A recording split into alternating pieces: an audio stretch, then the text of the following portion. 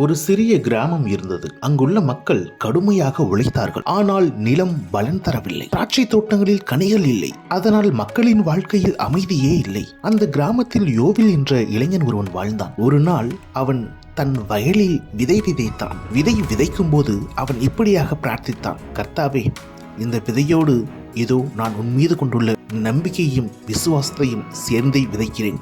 இப்படியாக சொன்னான். அந்த பருவத்தில் பெரிய மழை பெய்யவில்லை.